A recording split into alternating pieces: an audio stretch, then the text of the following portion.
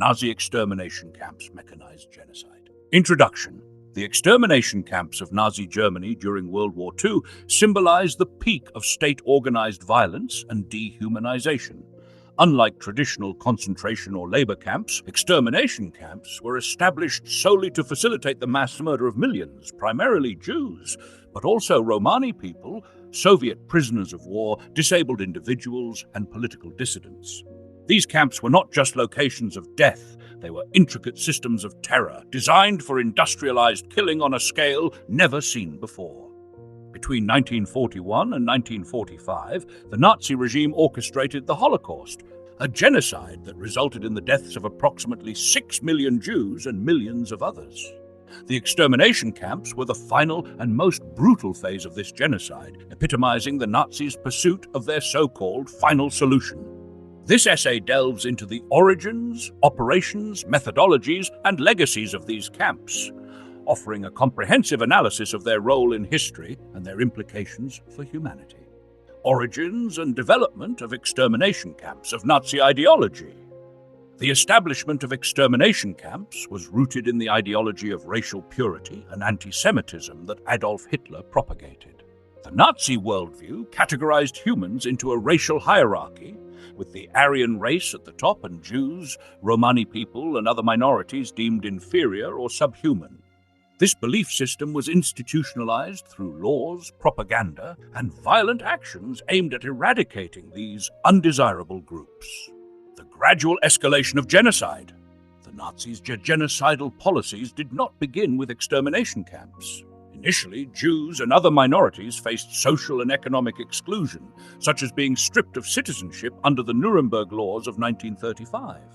The violence escalated with events like Kristallnacht in 1938, during which Jewish homes, businesses, and synagogues were destroyed. After the invasion of Poland in 1939, mass shootings and deportations became widespread. Einsatzgruppen, mobile killing squads, were deployed in occupied territories to execute Jews and other groups. However, the inefficiency and psychological toll of mass shootings led the Nazis to seek more systematic and efficient methods of extermination, culminating in the creation of death camps. Operation Reinhard. Operation Reinhard was the code name for the Nazi plan to exterminate the Jewish population of occupied Poland.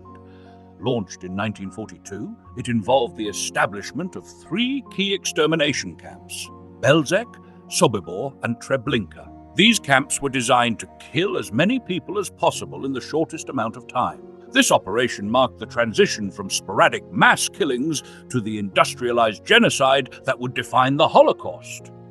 Extermination camps, structure and functionality. Key camps and their distinct roles. Auschwitz-Birkenau, the largest and most infamous extermination camp. Auschwitz-Birkenau was a hybrid facility combining forced labor with mass murder. It had 4 gas chambers and crematoria capable of killing thousands daily.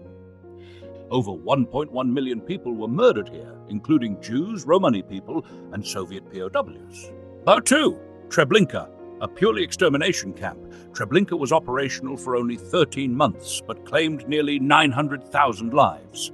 It featured gas chambers that used carbon monoxide, and its operations were designed to murder victims within hours of their arrival. 3. Sobibor and Belzec.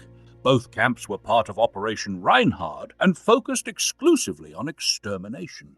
Sobibor became notable for a prisoner uprising in 1943, during which nearly 300 inmates escaped, though most were later recaptured and killed. 4. Chelmno, the first extermination camp. Chelmno relied on mobile gas vans to murder victims. This method involved locking people inside sealed trucks and redirecting exhaust fumes into the compartment. 5. Majdanek. Initially established as a labor camp, Majdanek also served as an extermination center. It featured gas chambers and crematoria and was one of the first camps liberated by Allied forces, providing crucial evidence of Nazi atrocities. The process of systematic extermination.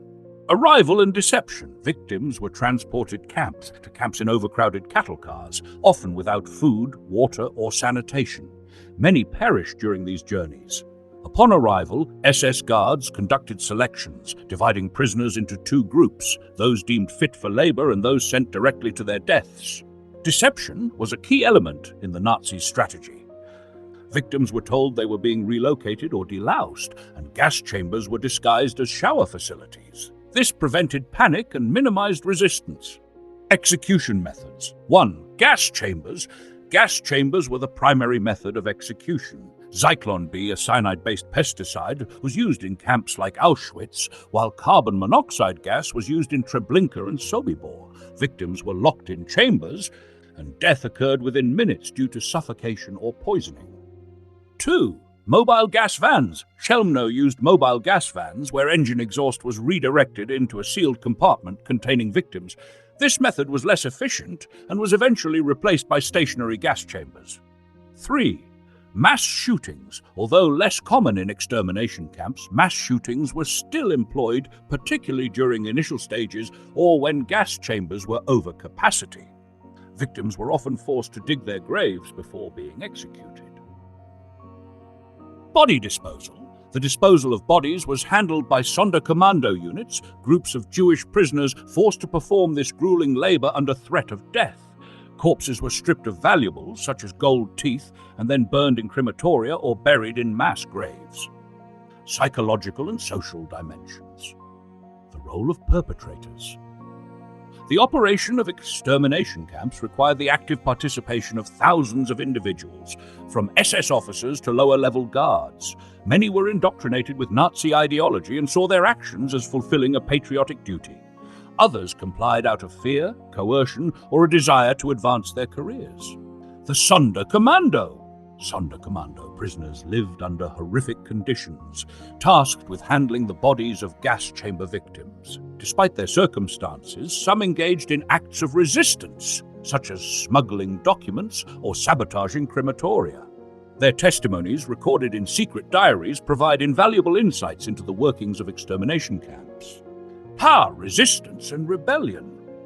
While resistance was rare due to the overwhelming control exerted by the Nazis, uprisings did occur. The most notable examples include the Sobibor uprising of 1943, where prisoners killed guards and destroyed camp facilities, and the 1944 Auschwitz revolt, during which Sonderkommando members blew up one of the crematoria. The aftermath and legacy.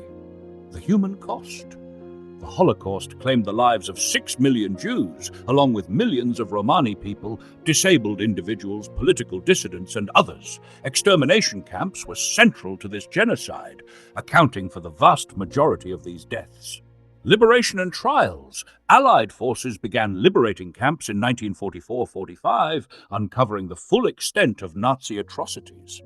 The Nuremberg trials, held after the war, prosecuted many high-ranking Nazis for crimes against humanity, setting a precedent for international law. Memorialization and education. Many extermination camps have been preserved as memorials, such as Auschwitz-Birkenau and Majdanek.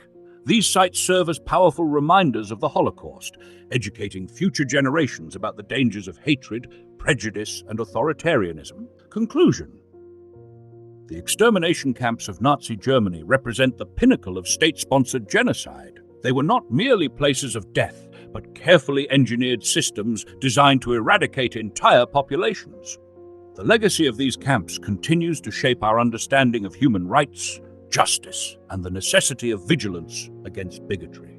Remembering the Holocaust is not only a tribute to its victims, but also a moral imperative to ensure that such atrocities are never repeated.